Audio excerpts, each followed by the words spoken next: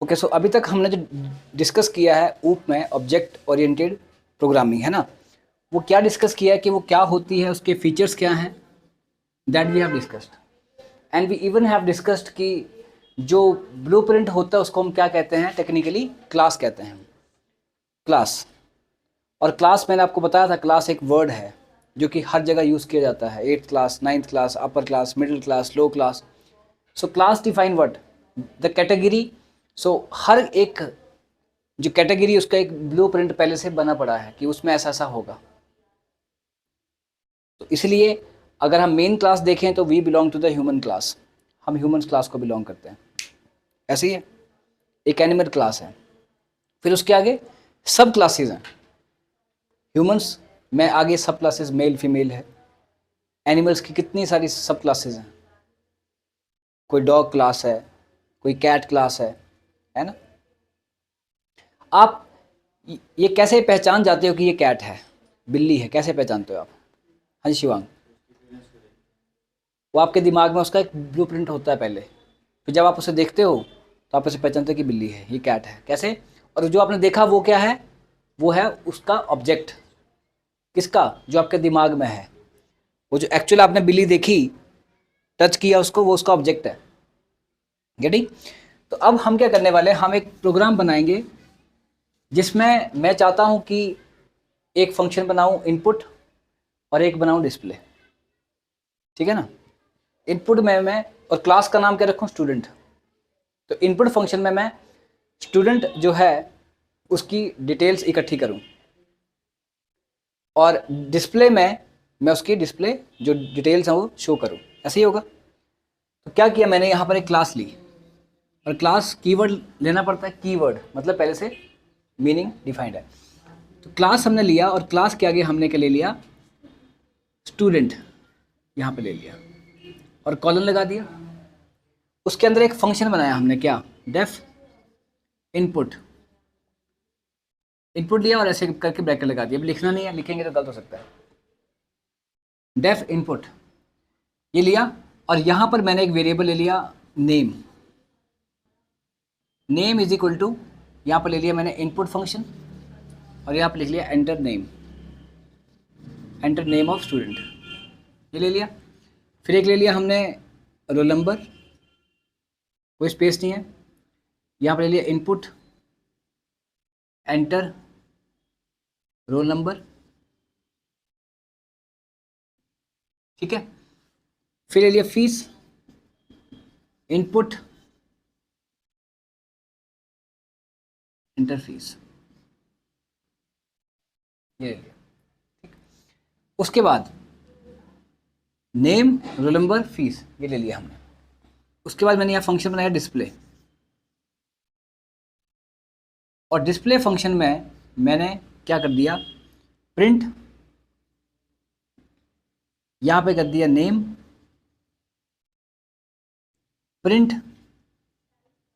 यहाँ पे कर दिया रोल नंबर, प्रिंट, यहाँ पे कर दिया fees. Name roll number fees, ये कर दिया। इनपुट ले लिया हमने नेम रोल नंबर फीस, और फिर डिस्प्ले कर दिया नेम रोल नंबर फीस। ऐसे ही है। अब उसके बाद ये ब्लूप्रिंट है। ब्लूप्रिंट मतलब अगर आप इस प्रोग्राम को चलाओगे या फंक्शन को कॉल लगाओगे यहाँ से, जैसे आपने कॉल लगाई सपोज इनपुट को, तो वो कॉल नहीं लगेगी, इनपुट को कॉल नहीं लगेगी, क्योंकि आपने उसका ऑब्जेक्ट नहीं बनाया। किसका नहीं बनाया ऑब्जेक्ट? आपने क्लास का, जो क्लास बनाई है। तो क्या करना पड़ेगा, इसका ऑब्जेक्ट बनाने के लिए यहाँ पर इसके पैरेलल आना पड़ेगा, और यहाँ पे आपको मैंने तरीका बताया था कैसे लिखेंगे। स्टूडेंट जो क्लास का नाम है उसके आगे ऐसे ब्रैकेट लगा देंगे। इसको लिखने से क्या हुआ, जो भी स्टूडेंट क्लास के अंदर लिखा गया है उस सबको एक मेमोरी स्पेस एलोकेट हो गया। मतलब कि एक जो स्टूडेंट है क्लास हमारी,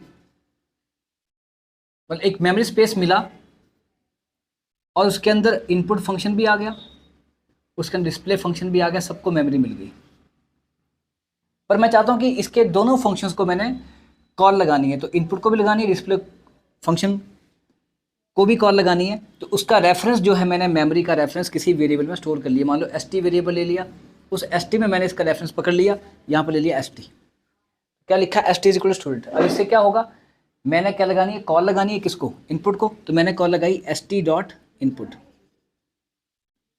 और फिर कॉल लगाई st डॉट डिस्प्ले। एक कॉल लगाई st डॉट इनपुट और एक कॉल लगाई st डॉट डिस्प्ले, ठीक है ना। One call is st dot input and second is st dot display. ये हमने कॉल लगा दी, क्लियर। तो एक हो गया इनपुट, एक हो गया डिस्प्ले। अब हम देखेंगे क्या ये फंक्शन चलेगा या क्या ये कॉल लगेगी, एरर देगा। अभी फिलहाल के लिए आपने क्या करना है, यहां पे लिख लेना सेल्फ, ऐसे लिख लेना है और यहां पे सेल्फ ये लिख लेना है, ये लिखना है। क्या करता है देखते हैं इसको। अभी अब कॉल लगेगी, किसको लगेगी कॉल, इनपुट को, और इनपुट होगा जो भी आप एंटर करेंगे और फिर एरर आ जाएगा। एरर क्या आएगा, बोलेगा नेम, रोल नंबर और फी जो है वो अनडिफाइंड है। अनडिफाइंड है, अब क्यों है अनडिफाइंड, नहीं सर, ये आप फंक्शन को कॉल भी तो अभी ये फिर एरर देने वाला है, बोलेगा नेम, रोल नंबर, फीस और ये जो है वो अनडिफाइंड। ऐसा पता क्यों है, क्योंकि आपको याद होगा हमने फंक्शंस पढ़े थे तो मैंने एक लोकल वेरिएबल नाम की चीज़ पढ़ाई थी, याद है। लोकल वेरिएबल्स, लोकल वेरिएबल वो होता है जिसका स्कोप उसी फंक्शन तक होता है, उससे बाहर यूज़ नहीं हो पाता। तो ये जो नेम, रोल नंबर और जो फीस वेरिएबल हैं ये तो इनपुट फंक्शन के लोकल वेरिएबल्स बने, तो ये तो इससे बाहर दूसरे फंक्शन में यूज़ नहीं हो पाएंगे। तो फिर ये कौन से वेरिएबल्स हैं, फिर इनके अंदर ये तो फिर नए वेरिएबल बनने चाहिए, पर बोल रहा है अगर वेरिएबल बने नहीं तो डिस्प्ले क्या हो रहा है, तो इस करके एरर दे रहा है, बोल रहा है कि आप इनको वैल्यू देने से पहले यूज़ कर रहे हो, that's why name is undefined. क्योंकि ये नेम नहीं है, वो नेम अलग है। हाँ, अगर आप इसी के अंदर लिख दोगे प्रिंट नेम, प्रिंट वो, तो हो जाएगा, क्योंकि उसकी जो लाइफ है वो इस फंक्शन तक तो है पर इस फंक्शन से बाहर नहीं है। तो अब क्या किया जाए, अब मुझे क्या करना पड़ेगा, ये जो वेरिएबल नेम, नंबर, फीस हैं इनको फंक्शन के वेरिएबल ना बना करके क्लास के वेरिएबल बनाने पड़ेंगे। क्लास के वेरिएबल का मतलब है कि जो इस फंक्शन में भी यूज हो जाए, इसमें भी यूज हो जाए, मतलब क्लास के किसी भी फंक्शन में यूज हो जाए, उनको बोलेंगे क्लास वेरिएबल्स। ये समझ लो कि मतलब वो वेरिएबल यहां कहीं लिखे गए हैं तो उनको क्या बोलेंगे, क्लास वेरिएबल्स, ठीक है ना। अब क्या करेंगे इसके, हम थोड़ा सा गैप दे करके यहाँ पे क्या लिख लेंगे, self dot name, self dot roll number और सेल्फ डॉट फीस।